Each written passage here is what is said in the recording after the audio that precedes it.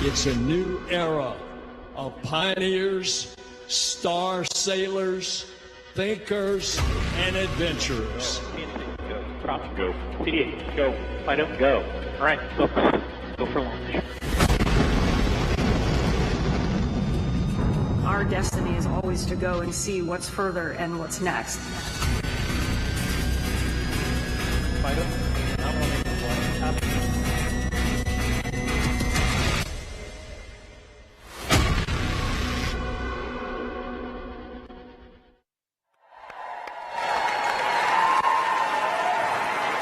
That was awesome. Good morning, and welcome to Ellington Field at NASA's Johnson Space Center in Houston. I'm Joe Acaba. Thank you. I'm Joe Acaba, Chief of NASA's Astronaut Office, and I'm joined by Norm Knight, Director of NASA's Flight Operations Directorate. We're here today with a mission to introduce the world to the crew of Artemis 2.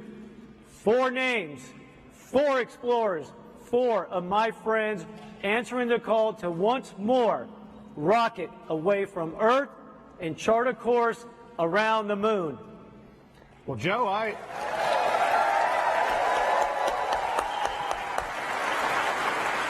agree with you, Joe, but we're going to need a few more astronauts, I think, to get this started. So everyone, please help me welcome our astronaut corps. Yeah.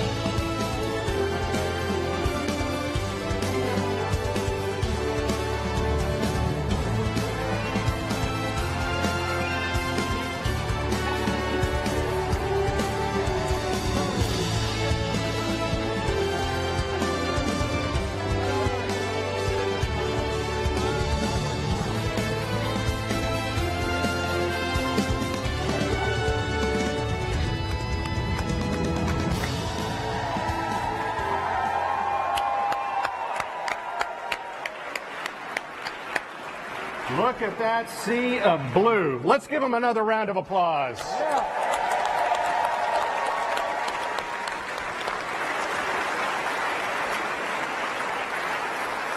Our mission calls for 4 names. It's difficult to pick just 4 from a group that by its very definition attracts the best and the brightest that humanity has to offer. The astronaut corps, our entire astronaut corps, will be the forerunners as humanity looks to find its place among the stars.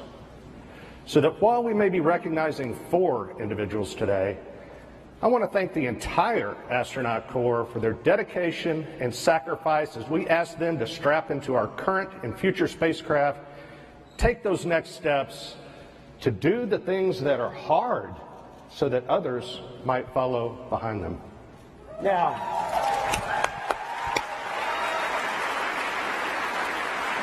Now, some of you might be scanning the astronaut faces, trying to see who is missing and still hidden backstage. Well, know this, your Artemis 2 crew members are already here in the room with you.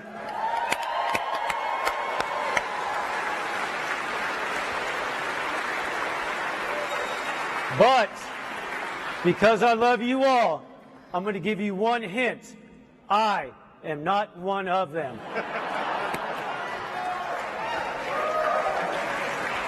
Don't be so happy about that. With Artemis 1, we set out to prove that the hardware was ready, that SLS was prepared to launch our astronauts skyward, that Orion was equipped to carry them to the moon and back safely again. Artemis 1 was a resounding success, and Artemis 2 will leverage that by putting humans in the loop, executing operations in the critical path, leading to new footprints on the lunar surface.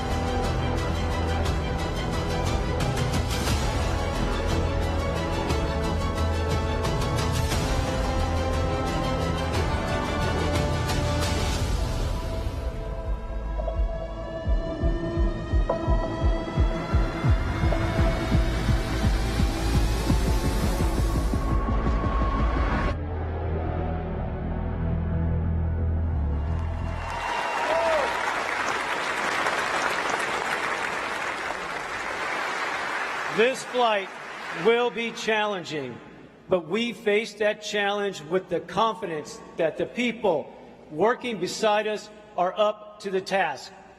Houston is home for us, and it's where we'll plan, train, and ultimately fly the Artemis II mission. To give us a proper Houston welcome, please join me in bringing out JSC Center Director Vanessa White.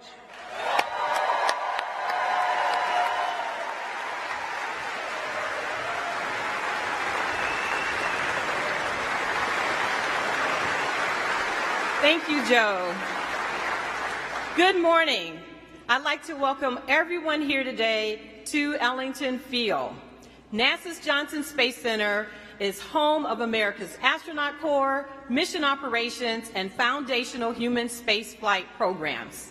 This past December, we witnessed history as the Orion capsule journeyed on a 1.4 million-mile journey around the moon and back. And the excitement continues as we prepare for Artemis II for the first time with crew. We've made many giant leaps in the past 60 years, fulfilling President Kennedy's goal of landing a person on the moon. And today, we stand on the shoulders of giants as we reach farther into the stars and push forward to the moon once again and on to Mars. These individuals of Artemis II crew will be the first humans to fly to the vicinity of the moon in more than 50 years. Yes.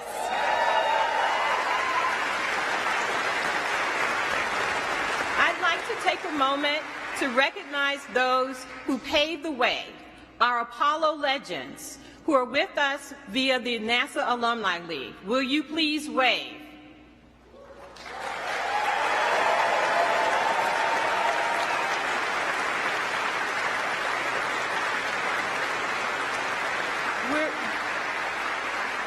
We are also honored to be joined by some special guests. Please help me welcome NASA leadership, Administrator Bill Nelson, Deputy Administrator Pam Melroy, Associate Administrator Bob Cabana, and many of our NASA leaders who are from headquarters and all across our agency.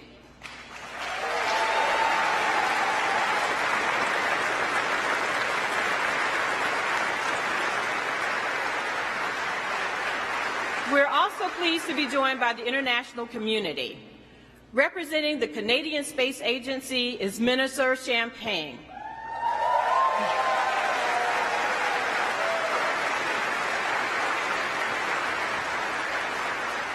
Through our international partnerships under Artemis, we're building a global alliance that explores deep space for the benefit of all. I'd also like to welcome the following elected officials: Senator Ted Cruz, Congresswoman Sheila Jackson Lee, Congressman Brian Babin, Congresswoman Lizzie Fletcher, the Comptroller of Texas, Glenn Hager, the Mayor Pro Tem of Houston, Dave Martin, and many other elected officials. Thank you.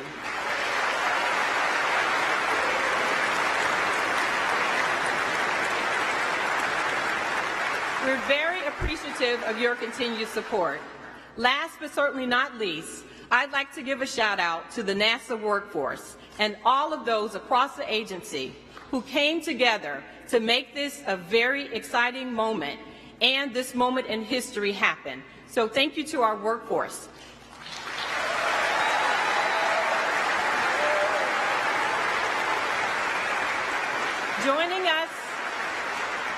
Joining us today are directors of our NASA centers. Will you please stand?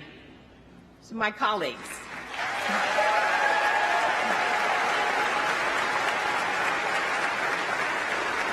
This mission represents the culmination of years of hard work and dedication by NASA and its partners.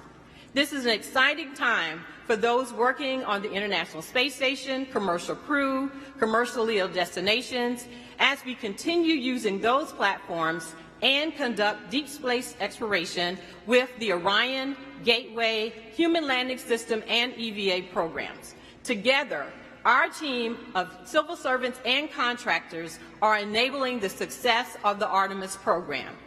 And this is only the beginning. For the students with us today from Houston and Clear Creek Independent School Districts and those watching, you are the future explorers, the future scientists, engineers, inventors, and mathematicians of the Artemis generation.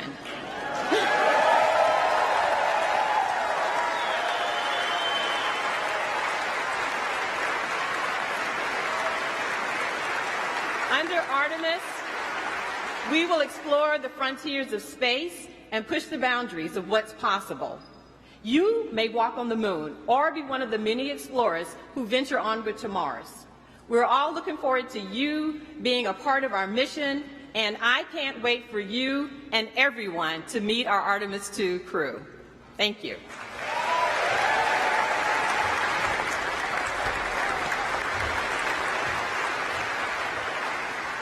The Artemis program is guided by decades of experience from sending humans to outer space. We're building new rockets, new spacecraft, new communication systems, and new ways to operate in deep space. But it isn't the technology that is changing. We've also learned that in order to go farther, we have to go together. Please join me in welcoming Minister Francois-Philippe Champagne. He's with us here from Canada, one of our steadfast partners in human spaceflight, ready to send one of their own to the moon. Thank you very much. Well, thank you, Joe, and good morning, everyone. Bonjour tout le monde. C'est un grand privilège d'être ici pour représenter le Canada. What an honor to be here today to represent Canada on this historic day. In his recent visit to Ottawa, President Biden said this: Canada and the U.S. can do big things because we do them together. And indeed,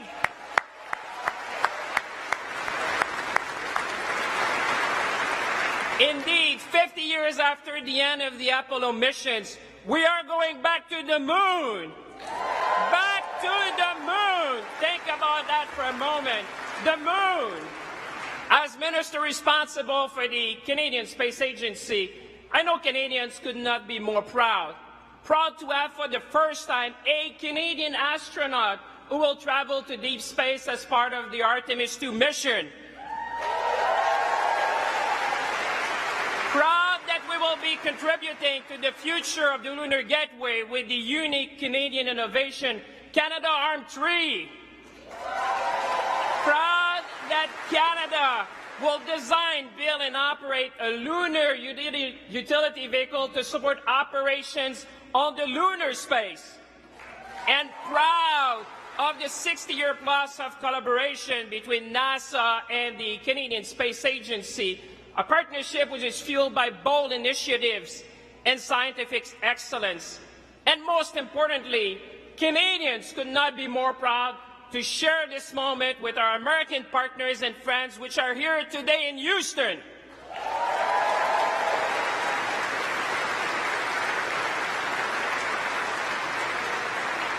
We would not be here today without the friendship and close partnership between our two nations. Because this is more than just about going back to the moon. This is about investing in the future. This is about possibilities. This is about seizing the opportunities of the space economy, from health to food security to climate change and much more. So as we embark together on this new space era, let's seize the moment. Let's be ambitious, and together let's inspire the young people watching us to reach for the stars and become the next generation of scientists, engineers, and explorers. Merci tout le monde. Thank you, everyone. Thank you, everyone.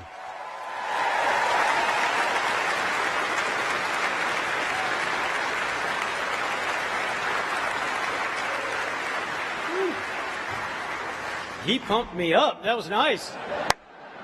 Next up is a group of people who need little introduction. Our agency leaders who know firsthand what it takes to fly in space. Please join me in welcoming NASA Administrator Bill Nelson, Deputy Administrator Pam Melroy, and Associate Administrator Bob Cabana.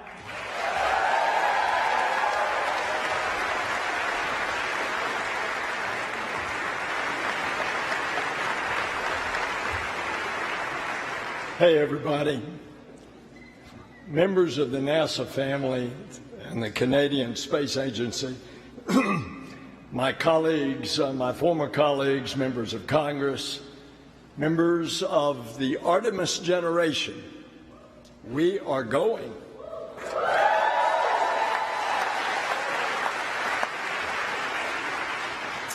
Pam, Bob, and I operate as a team, as a crew. And we are here today to introduce you to the crew that will launch next year, 2024, to another celestial body. The largest, most powerful rocket in the world is going to propel them onward and upward into the heavens. And they fly to the moon. This is Artemis 2 mission. It's a mission that is significant in many ways. It's a demonstration of our ability to push the boundaries of human achievement. It's a testament to the unwavering passion of the team that will make it possible. And it's a message to the world. We choose to go back to the moon and then on to Mars, and we're going to do it together. Because in the 21st century, NASA explores the cosmos with international partners. We will unlock new knowledge and understanding. We've always dreamed about what more is ahead. Why? Because it's in our DNA. It's part of us. It's who we are as adventurers, as explorers, as frontiers people. And throughout history, humankind has gazed up at this celestial body, the moon, with wonder. And the space program propelled the moon to the forefront of culture and consciousness. It galvanized a historic effort that we are now the stewards of. The moon is a symbol of our can-do spirit. And over the course of the Artemis missions, the first woman and the first person of color will take giant leaps on the lunar surface. It's been more than a half-century since astronauts journeyed to the moon. Well, folks, that's about to change. The mission to the moon will launch 4 pioneers, but it will carry more than astronauts. Artemis 2 will carry the hopes of millions of people around the world. It will carry the aspirations of the NASA family who glance up at the moon every night, knowing their efforts will return us to the moon. And it will carry the dreams of students who burn the midnight oil in libraries and laboratories, preparing one day to support an Artemis mission. And it'll carry the inspiration of the children who imagine themselves soaring in the skies. We will show what is possible when we dare to reach distant cosmic shores. The crew was selected by the Director of Flight Operations, Norm Knight, and the Chief Astronaut, Joe Acaba, and under the supervision of the Johnson Space Center Director, Vanessa Weiss. Will you all please join us up here?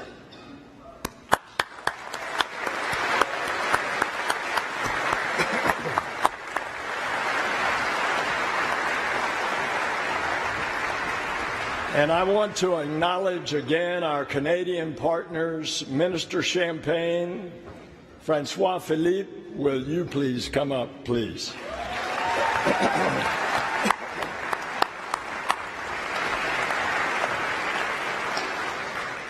The Artemis II crew represents thousands of people working tirelessly to bring us to the stars. This is their crew. This is our crew. This is humanity's crew. May I introduce them to you all?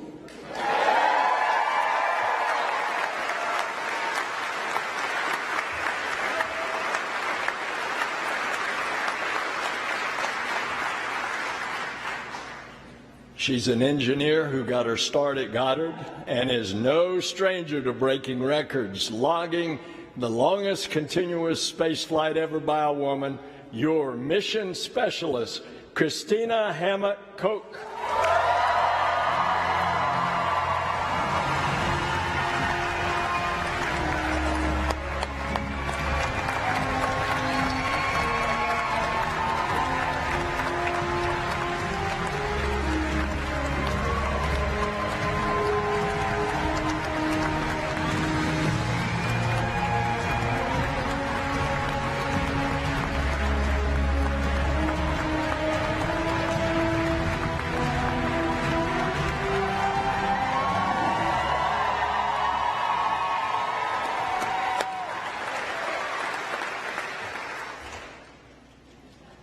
He's a Master of Science in Physics, an F-18 pilot, and a Canadian astronaut. Your mission specialist, Jeremy Hansen.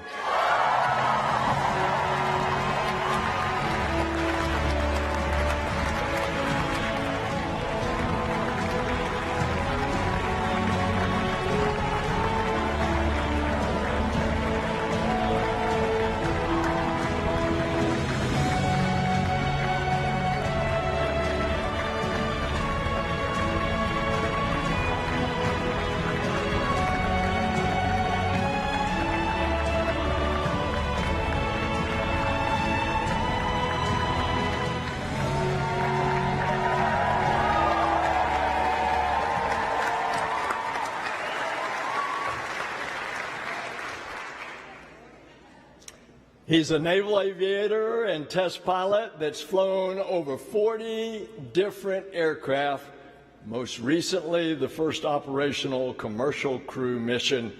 Your Artemis II pilot, Victor Glover.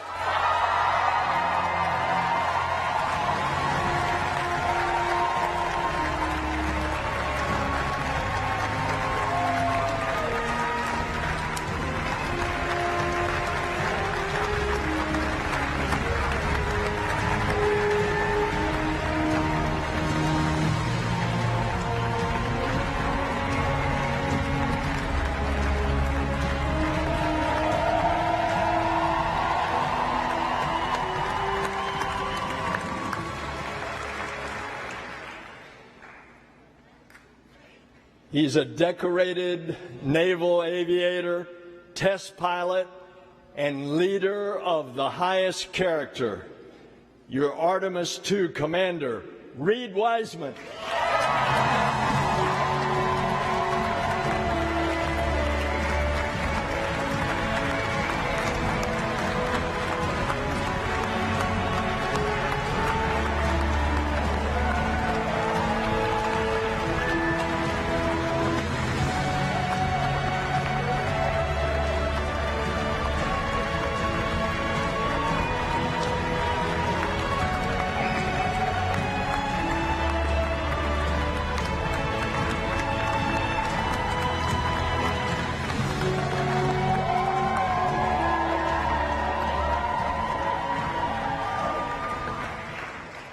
Ladies and gentlemen, your Artemis II crew.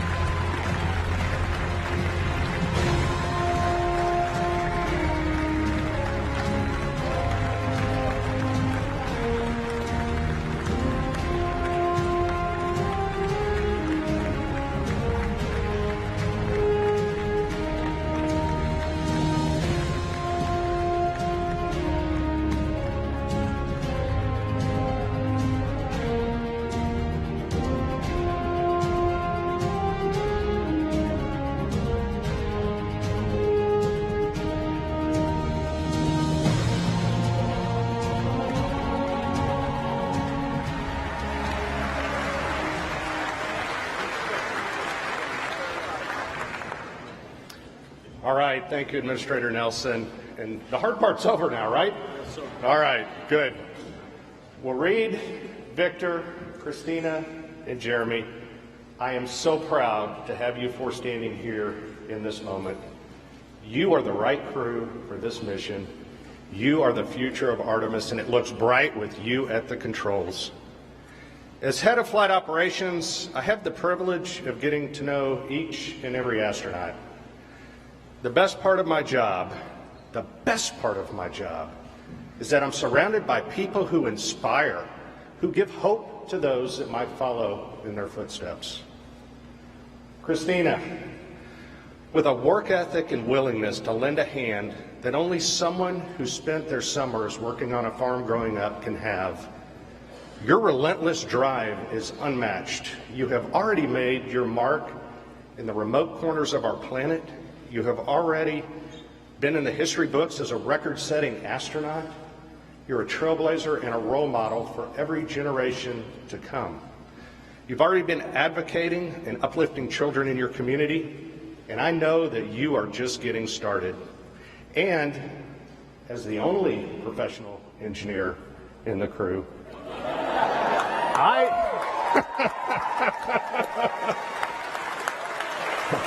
I know who Mission Control will be calling on when it's time to fix something on board.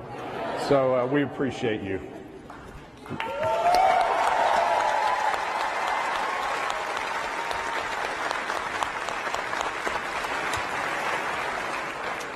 Victor, you wanted to be 100 different things when you grew up, but I can say I'm truly thankful you ended up as a Navy pilot and an astronaut.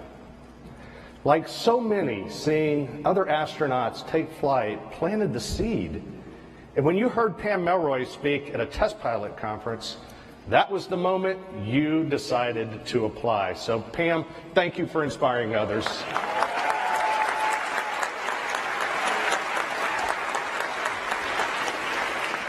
Victor, you were the first person in your family to graduate from college. And you always talk about how much of the love and support of those around you made your dreams possible. I can honestly say I have never met anyone as determined as you are to spread that same love and support until everyone who passes into your orbit is better for it. You overcame every obstacle that came your way. Every obstacle. And then you dedicated your life to crushing those obstacles so that future generations can dream in a space unbounded. So thanks, Victor.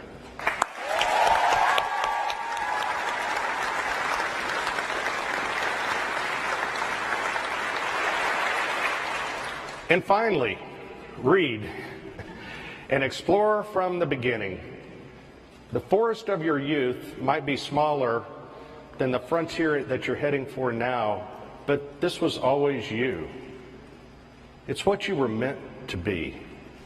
You said for a time you wanted to be a train engineer, but I don't think trains go quite as fast as you need them to, so I wish the Reed of your youth, the ones that, that you're dealing with bullies, dealing with the uncertainties of growing up, could meet you now. Meet the Reed who took his first jet for a spin and knew he was meant to soar across the skies. The Reed who found a home and family in the Navy and here at NASA. The Reed who led our astronauts into a new era of space exploration. And the Reed who will lead Artemis 2 from the Earth to the Moon and safely back home again.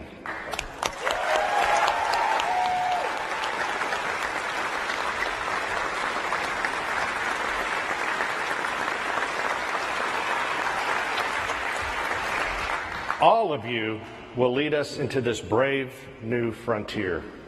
You are the Artemis generation. We are the Artemis generation.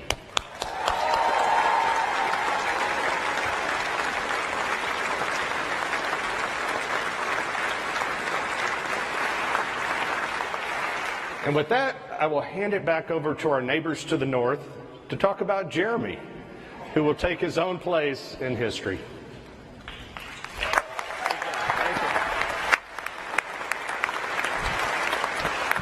Well, Jeremy, I'm not going to talk about your early life or your lovely family. I'm not going to talk about your military service and everything you did as a fighter pilot, an F-18 fighter pilot. I'm not even going to talk about what you did as an astronaut and being the first Canadian to go on a lunar mission. I'm going to talk about your humanity and share with the world a story when I was with you at the Kennedy Space Center and I saw the power of the blue suit where we had hundreds of people storming to Jeremy. But Jeremy did one thing. He talked to each and every one. You took the time to talk to all the school children who were there, the Artemis generation, and they are here today and watching us. You took the time to inspire them. You took the time to thank all the teachers who are there to support our kids and teach them STEM skills that will bring them in exploration and being the future astronauts. You took the time to talk to each and every family that were coming from around the world and across North America. What I want to celebrate to you is your humanity. The fact that you have been inspiring not only us today, but keep inspiring humanity. To you, Jeremy, go Canada. Thank you, everyone.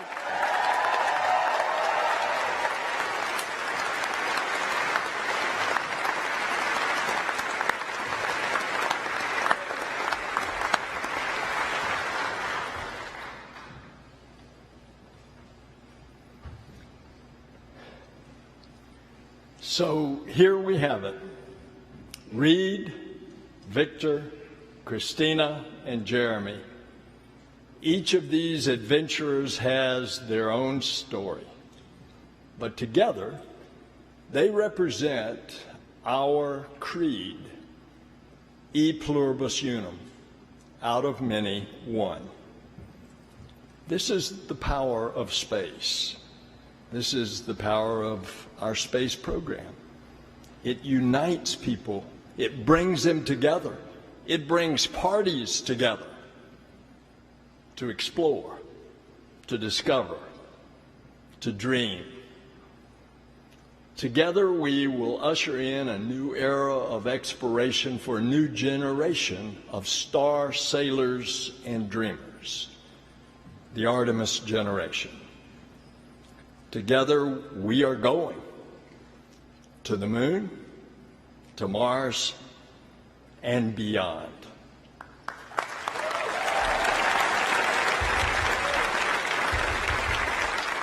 All right, let's give a big hand to our leadership.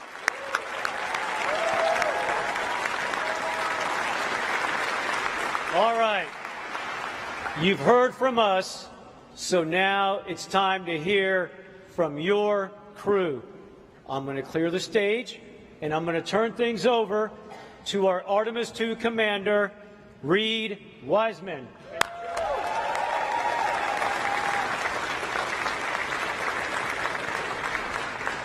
All right, so I got to ask the school kids, is it hot in here today? Woo! All right, and I don't think that in my 14 years at NASA, we've had this many astronauts in one place at one time. I'm losing my voice. We're having so much fun backstage. It is great to see this diverse international group. Awesome to be here with you guys. Woo! I'm going to hand it over to the gentleman to my right here, Victor Glover, who has become, in the last few years, an amazing mentor to me. I didn't ask for it. He didn't ask for it. It just happened that way. One of the best leaders I know, one of the best dads, husbands, and friends, and one of the most talented aviators I've ever met. Victor Glover.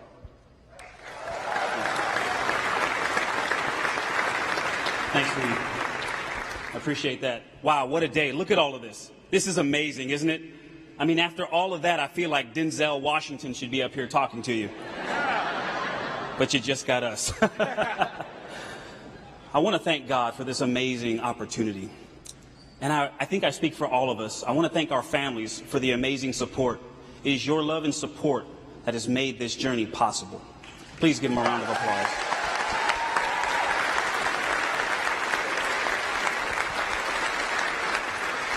And to all of the folks who made this celebration possible, thank you for your hard work. They're the real ones in here sweating with all of us. But this is a big day. We have a lot to celebrate. And it's so much more than the 4 names that have been announced. We need to celebrate this moment in human history. Because Artemis II is more than a mission to the moon and back. It's more than a mission that has to happen before we send people to the surface of the moon. It is the next step on the journey that gets humanity to Mars. Yeah, you can clap for that. That's good. And this crew will never forget that. Now, we have a lot of work to do before we get there, and we understand that. And when talking about that work, you may often hear people say, human spaceflight is a marathon, not a sprint. But we have watched the people that work so hard to make our mission possible, and I can tell you, it is a series of sprints. That's called a relay race. Human spaceflight is like a relay race, and that baton has been passed generation to generation, and from crew member to crew member. From the Gemini, Mercury, Gemini, Apollo, Soyuz, Skylab, Mir, the Shuttle, International Space Station, commercial crew, and now the Artemis missions. And we understand our role in that. And when we have the privilege of having that baton, we're going to do our best to run a good race to make you proud. I pray that God will bless this mission, but I also pray that we can continue to serve as a source of inspiration for cooperation and peace, not just between nations, but in our own nation. Thank you, and God bless us all.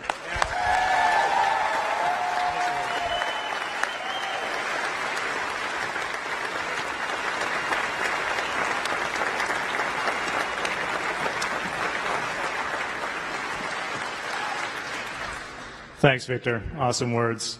What I wanted to highlight for all of you today is, big picture, when I step back, there are 2 reasons why a Canadian is going to the moon. That makes me smile when I say that. The first one is American leadership. It is not lost on any of us that the United States could choose to go back to the moon by themselves. But America has made a very deliberate choice over decades to curate a global team. And that, in my definition, is true leadership. A body, an entity that seeks out others who can contribute, allows them to rise up, lifts them up to make their contributions to bring their genius. That is American leadership. And as a Canadian, I am very proud to reflect that back to you, and I am grateful. All of Canada is grateful for that global mindset and that leadership. So thank you.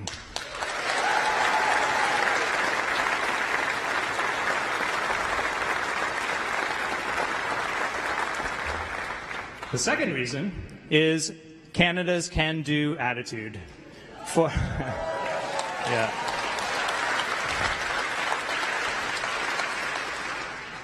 For decades now, literally thousands upon thousands of Canadians have risen to that challenge to bring real value to the international partnership with respect to space exploration, to bring real solutions. Our scientists, our engineers, the Canadian Space Agency, the Canadian Armed Forces, across government, all of our leadership, working together under a vision to take step by step, and all of those have added up to this moment where a Canadian is going to the moon with our international partnership, and it is glorious.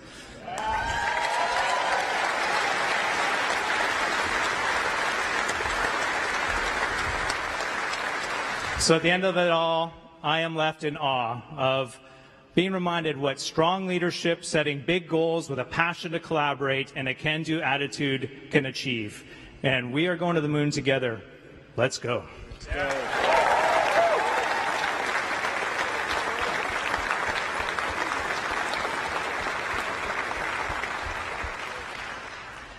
Thank you, Victor. Thank you, Jeremy. Thank you, Reed. It is an honor to be here. I also want to thank our families, the Trailblazers, our colleagues, and our leadership. My fellow astronauts know that one of the questions we get all the time is, are you excited? And I can tell you, when I think about this mission that's a relay race with international partners, it's also so awesome in and of itself. We are going to launch from Kennedy Space Center through the work of the Exploration Ground Systems team. We're going to hear the words, "Go for launch," on top of the most powerful rocket NASA's ever made, the Space Launch System. And we're going to ride that rocket for 8 minutes into Earth orbit. We're not going to go to the moon right away. We're going to stay in an amazing high orbit, reaching a peak of tens of thousands of miles while we test out all the systems on Orion and even see how it maneuvers in space. And then, if everything looks good, we're heading to the moon.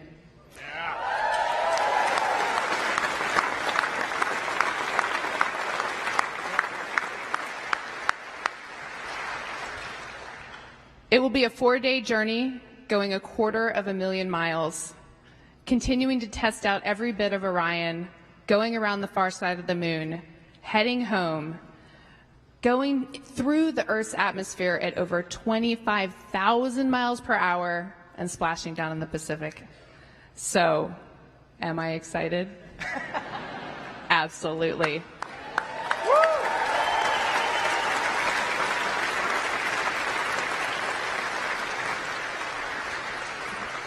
But my real question is, are you excited?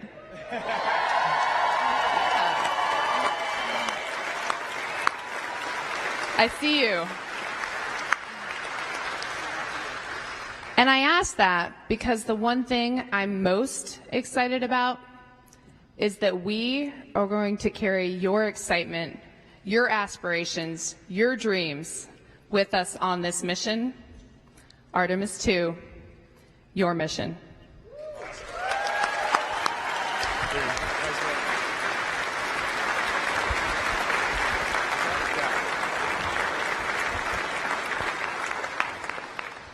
I think I'm in pretty good hands. Victor, Jeremy, Christina, thank you guys for those words. Absolutely awesome. We're just going to close. The crew would not close without just saying thank you. That is thank you to the NASA workforce. Thank you to our industry partners. Thank you to the Canadian Space Agency, everyone in Europe that's working for this. We got people in Airbus working our European service module. This is a global effort, Artemis 2, and it's only going to get larger with Artemis 3 and beyond as we get private spaceflight involved. SpaceX is building our lander for Artemis 3. So to the NASA workforce, to our program managers, our center directors that are here, the amazing political support that we feel right now to bring our country together, to bring our entire world together to go explore, to get to Mars and beyond. We say a huge thank you. To the astronauts that are over here, a huge thank you. You are our friends, you are our families, you're our colleagues, and I do want to highlight right now there are 7 folks on the International Space Station. Where's Joel? On Joel's International Space Station, orbiting our planet right now. 3 cosmonauts, 3 Americans and an Emirati from the United Arab Emirates.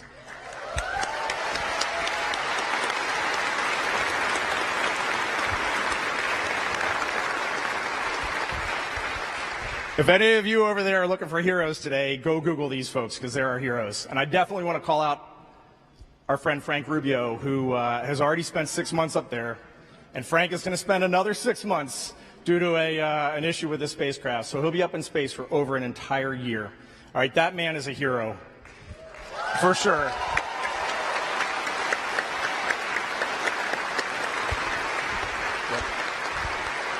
And then Frank Rubio leads me to Deb Rubio, his wife, and his 4 kids. That family, those are heroes. They are putting it out there, and they are getting the job done, and it is amazing. And she still gives us eggs fresh from her chickens at her farm whenever we go over there. I mean, it's totally awesome. The Rubio family is an amazing family. And that brings the 4 of us to our families who are in the audience with us. This is going to be a relay race unlike any you've ever run, and we are so happy to have you with us. Thank you.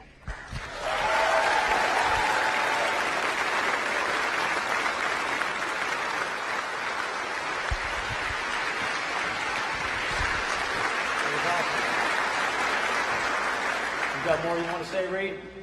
There's 3 words that we keep saying in this. 3 words that we keep saying in this Artemis program. We are going, and I want everybody to say it on 3. 1, 2, 3. We are going. We are going.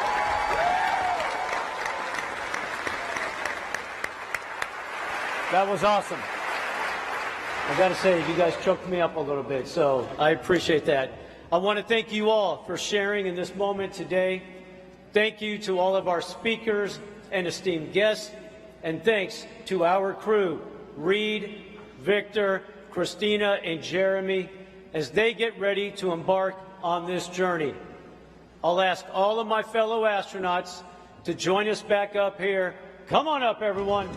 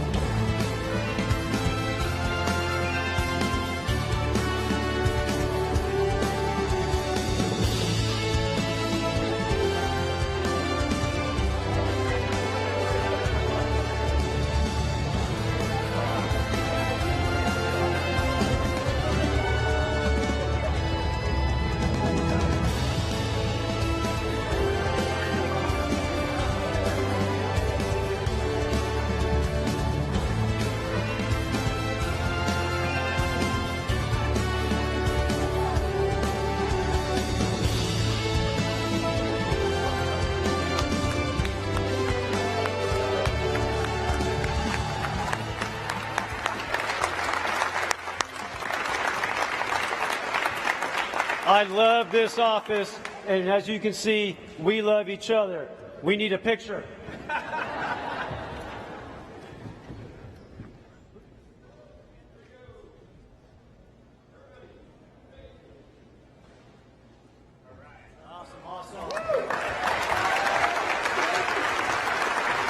One of our colleagues in space right now, Steve Bowen, likes to say human spaceflight is the ultimate team sport. When these four fly around the moon, they won't be doing it alone. They're part of a team of astronauts, engineers, scientists, trainers, a team of support working around our country and around the globe, ready day and night. So we'll cheer them on. We will help them carry the incredible weight, and it's a heavy one, now laid on their shoulders, because we go together for all humanity. Thank you.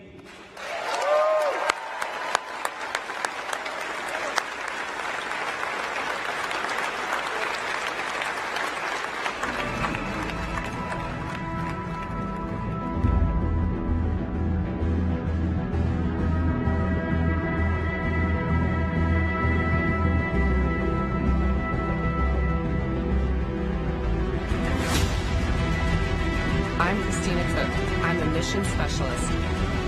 I'm Jeremy Hansen. I'm a mission specialist. I'm Victor Glover. I'm the pilot. I'm Reed Wiseman.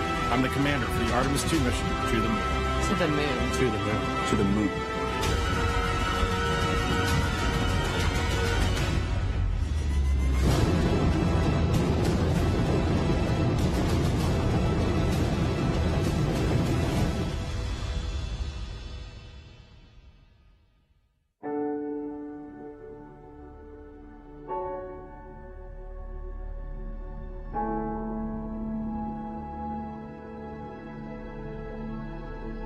When I was young, I had a poster of the Earthrise picture, the famous picture that was taken on Apollo 8. And the fact that it was a human behind the lens that made that picture so profound and changed how we all thought of our own home was so amazing to me.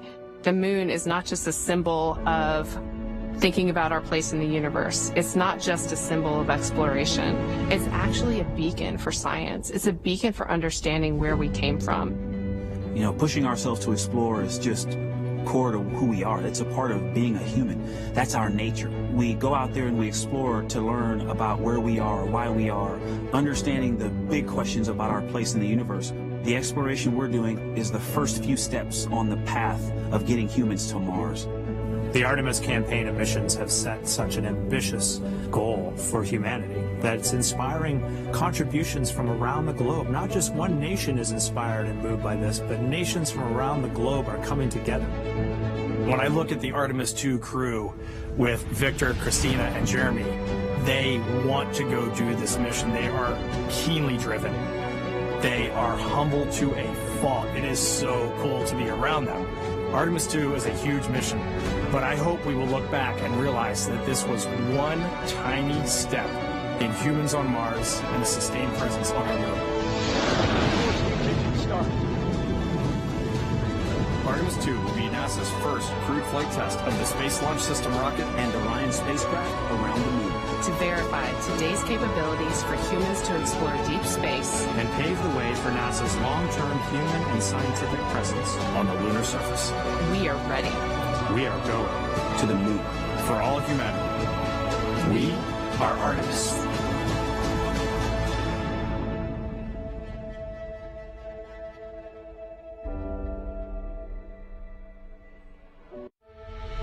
All 50 years ago, we pioneered a path to the moon. The trail we blazed cut through the fictions of science and showed us all what was possible. Very pretty out here. Today, our calling to explore is even greater. To go farther, we must be able to sustain missions of greater distance and duration. We must use the resources we find at our destinations. We must overcome radiation, isolation, gravity, and extreme environments like never before. These are the challenges we face to push the bounds of humanity. We're going to the moon to stay by 2024, and this is how. This all starts with the ability to get larger, heavier payloads off-planet and beyond Earth's gravity. For this, we designed an entirely new rocket. The Space Launch System. SLS will be the most powerful rocket ever developed. And with components in production and more in testing, this system is capable of being the catalyst for deep space missions. We need a capsule that can support humans from launch through deep space and return safely back to Earth. For this, we've built Orion. This is NASA's next-generation human space capsule. Using data from lunar orbiters that continue to reveal the moon's hazards and resources, we're currently developing an entirely new approach to landing and operating on the moon. Using our commercial partners to deliver science instruments and robotics to the surface, we are paving the way for human missions in 2024. Our charge is to go quickly and to stay, to press our collective efforts forward with a fervor that will see us return to the moon in a manner that is wholly different than 50 years ago. We want lunar landers that are reusable, that can land anywhere on the lunar surface. The simplest way to do so is to give them a platform in orbit around the moon from which to transition. An orbiting platform to host deep space experiments and be a waypoint for human capsules. We call this lunar outpost Gateway. The beauty of the Gateway is that it can be moved between orbits. It will balance between the Earth and Moon's gravity, in a position that is ideal for launching even deeper space missions. In 2009, we learned that the moon contains millions of tons of water ice. This ice can be extracted and purified for water. It can be separated in oxygen for breathing or hydrogen for rocket fuel. The moon is quite uniquely suited to prepare us and propel us to Mars and beyond. This is what we are building. This is what we're training for. This we can replicate throughout the solar system. This is the next chapter of human space exploration. Humans are the most fragile element of this entire endeavor, and yet we go for humanity. We go to the moon and on to Mars to seek knowledge and understanding and to share it with all. We go knowing our efforts will create opportunities that cannot be foreseen. We go because we are destined to explore and see it with our own eyes. We turn towards the moon now, not as a conclusion, but as preparation, as a checkpoint toward all that lies beyond. Our greatest adventures remain ahead of us. We are going. We're going. We are going. We are going. We're going.